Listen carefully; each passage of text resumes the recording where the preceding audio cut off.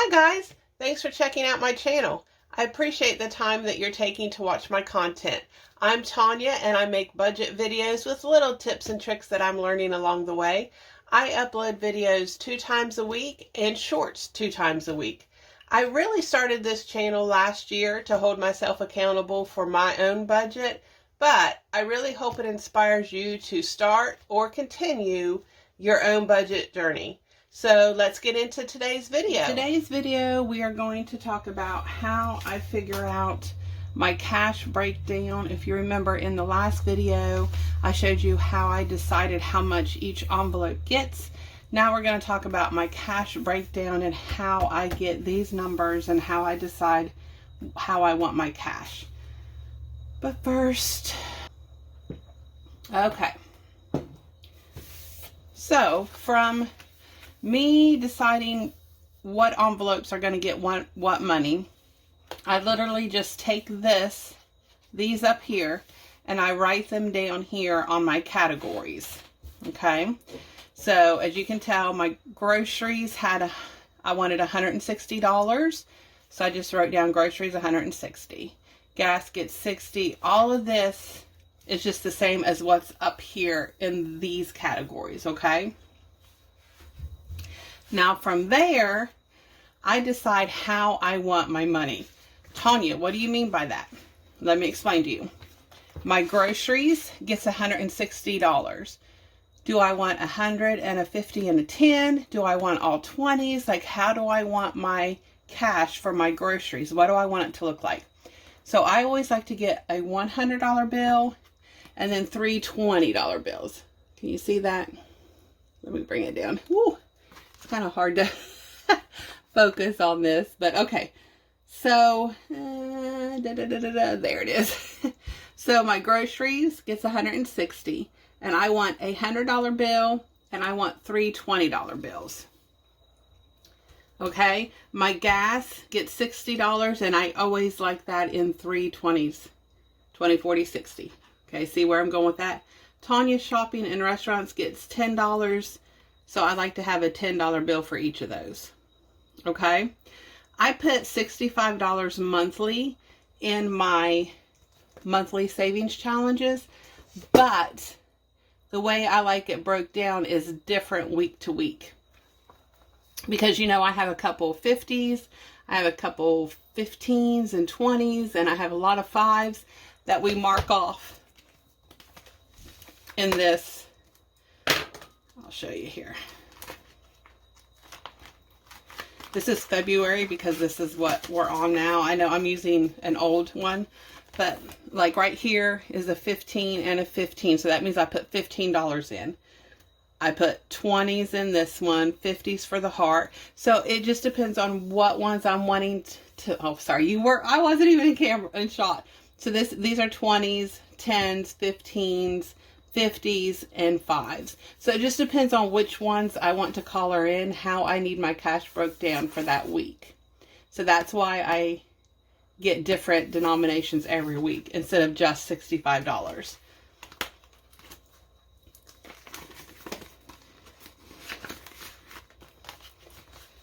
I hope that makes sense. So what I do is up here, I write down monthly. These are the denominations I want for that week. And then I come down here monthly and I figure out, like, okay, I have a 20 here. So I know I need 120 for my savings challenge, my monthly savings challenge. Okay, and I do that for that whole line right here. I write down what I need for those. My 52-week challenge is the same thing. The denominations change because I'm doing forward and backward.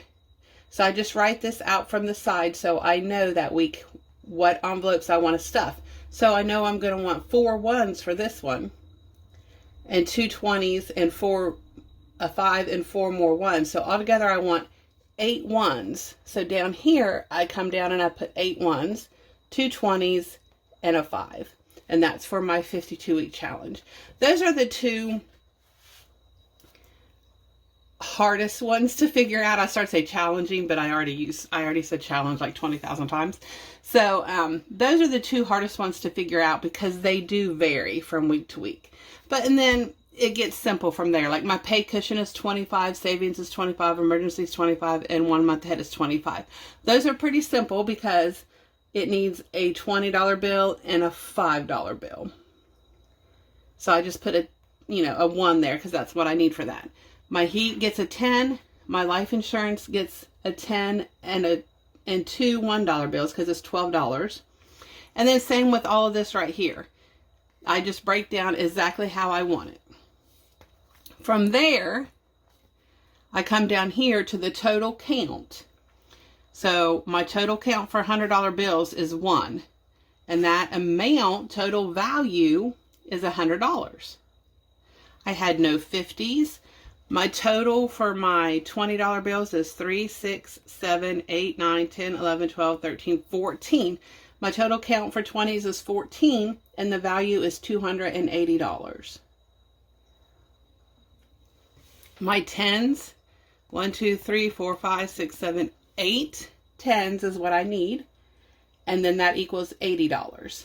I do that all the way through for my 5s, my 1s, all of them. Okay, so, and then I will add these up, these bottom numbers. I'm going to add up to make sure it equals this amount right here, because that is what my husband's getting paid.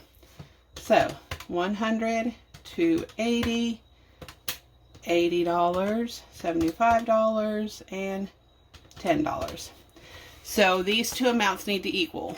He's getting paid $545, and my cash breakdown equals $545. So I know it is correct. From there,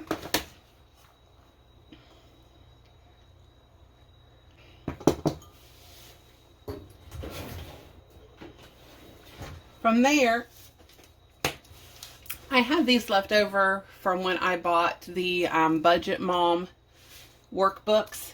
These are in her workbooks. You can cut them out. And this is for the bank, the teller slip basically.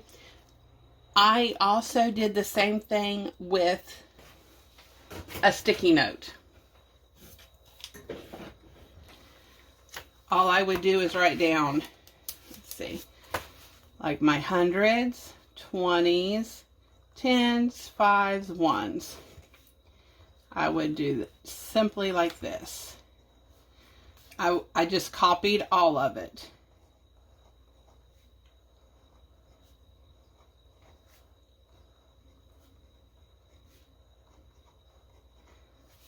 And then again, I like to add them back up to make sure it's correct, because you don't want to get to the bank and then be like, this is off, so what do you want me to do? Because then you're like, I don't know. So it's $545. That is how I would do on a sticky note, and then I would just simply attach this sticky to the check I'm cashing and say, this is what I need. This is how I need it broke down. Since I have these, of course, I'm going to use them first, but it's the exact same thing. You write down your 100s, 20s, 10s, 5s, 1s, your amount that you want, which is the quantity, and the total value, and then your total that you want back goes right here. So it's the exact same thing.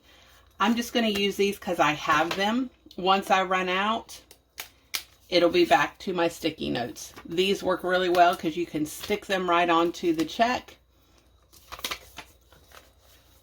I go back and forth which one I like better. So, but anyway, that's just an idea for you if you don't have these. And that's it. I go to the bank. I give them this with the check. It's a hit or miss if you're going to get this back or not. Some of them like to keep it and put it with your check so that they have it for their records. Some of them will give it back to you. It just depends on the person, the personal teller, like what their preference is. That's why it's very important to have it wrote down here. So that way, if you don't get this back from the bank, you still have this and it's no big deal. You can still look at this and know what cash is going in your binders and where. So that's why it's important to do this part. I know like this is basically duplicate of this, and writing these down is duplicate of this. But again, that's why it's important, because sometimes they don't give this back to you, and then I come back and I'm like, okay, wait, you know, for my groceries, did I want that $100 bill, or is it supposed to go somewhere else? So it's just good to have. I know it seems like it's double work and everything, but it's worth it in the end, so that you know. And it only takes a few minutes, especially if you've already got it wrote down up here. It's basically like copy pasting. So anyway, that's just my little tiny quick video on how I figure out my cash breakdown. Today is the day that my giveaway video is going to be closed. So if you have not commented on that video, please go back to last Saturday's video and comment. I am not going to close out that video until about between 8 and 9 tonight. So you still have time. You can still get into the giveaway if you go and comment on it right now, because if you wait, you're going to forget and you're going to get busy, and then you're going to be like, oh no, it's 9:30 and she's already closed the giveaway. So go do that now if you haven't, so you have a chance to win. Well guys, that's the end of today's video. Again, thank you so much for watching. As always, feel free to like, comment, and share my videos. Don't forget to hit the subscribe button and the notification button. I'll see you next time, and until then, be safe and have a great day.